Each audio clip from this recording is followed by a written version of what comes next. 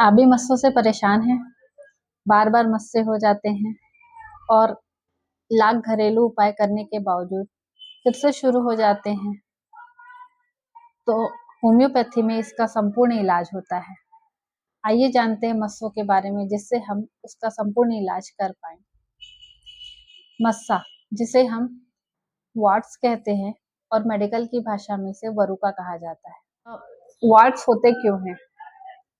ये एक तरीके से ना वायरस की वजह से होता है जिसका नाम है ह्यूमन पैपिलोमा वायरस।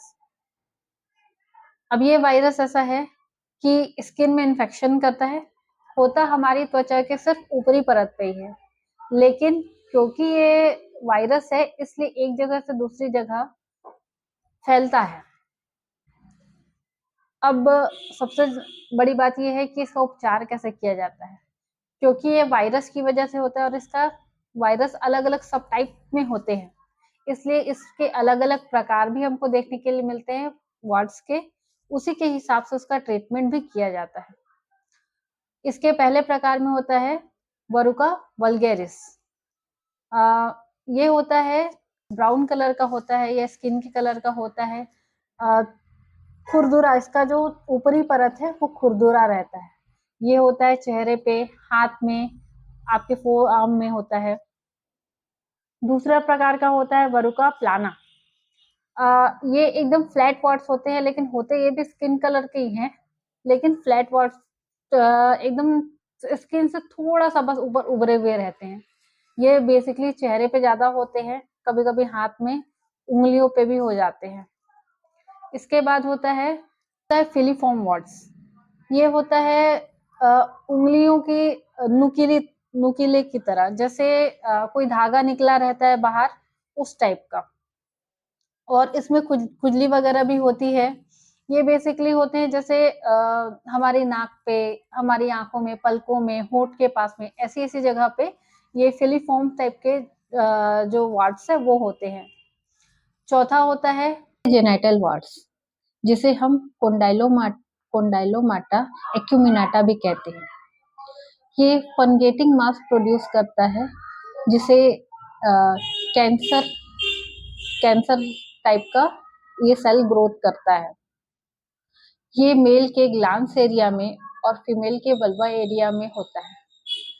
प्रेगनेंसी के टाइम में ये बहुत तेजी से बढ़ता है, जिसकी वजह से बच्चा जन्म देने में या डिलीवरी करने के टाइम पे तकलीफ होती है।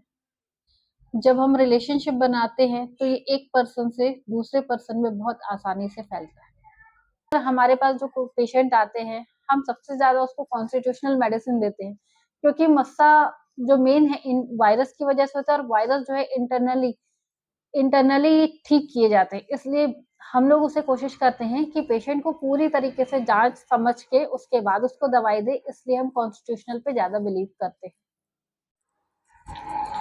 कॉन्स्टिट्यूशनल के अलावा भी हमारे पास बहुत सारी मेडिसिन है जिसका यूज हम करते हैं। उसमें से 2-4 कॉमन दवाइयाँ हैं जिसका नाम मैं बता देती हूँ। जैसे कि थूजा, ये कॉमनेस्ट दवाई है जिसका उपयोग सबसे ज्यादा मस्सा के लिए किया जाता है। ये सब तरीके के मस्से में दिया जाता है। इसके अलावा है कॉस्टिकम। कॉस्टिकम बेसिकली दिया जाता है नेक के एरिया में या हाथ के एरिया में जब रहता है। पुराना वार्ड्स रहता है, छोटा साइज भी हो सकता है, बड़ा साइज भी हो सकता है वार्ड्स का, और हार्ड रहता है, उस टाइम के लिए फ्लैट वार्ड्स जो रहता है उसके लिए कॉस्टिकम दिया जाता है।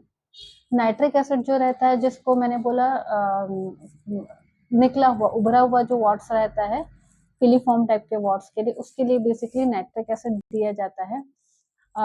मतलब ये आपके आइस के एरिया में, नोज के एरिया में जब रहा तो ये नाइट्रिक एसिड अपन देते हैं। इसके अलावा एंटीमक्रूड है जो कि ज्यादातर सोल के लिए दिया जाता है। जेनिटल वार्ड्स के लिए अपन थूजा भी देते हैं। तो रूटा है, और भी बहुत सारी दवाइयां हैं जो हम ऐसा सिम्टम वाइज है या ऐसा लोकेशन वाइज अपन जैसा पेशेंट का रहता है उसके हिसाब से प्रिस्क्राइब करते हैं। तो ये रहा मस्सा के बारे में थोड़ी सी जानकारी। अगर आपको भी कहीं पे मस्सा है तो आप इन सारे मेडिसिन का यूज कर सकते हैं, और अगर आप चाहते हैं कि हमसे भी दवाइयां ले तो हमारे नंबर पे संपर्क कर सकते हैं। Shri Shyam Madhav homeopathic clinic, Champa. धन्यवाद।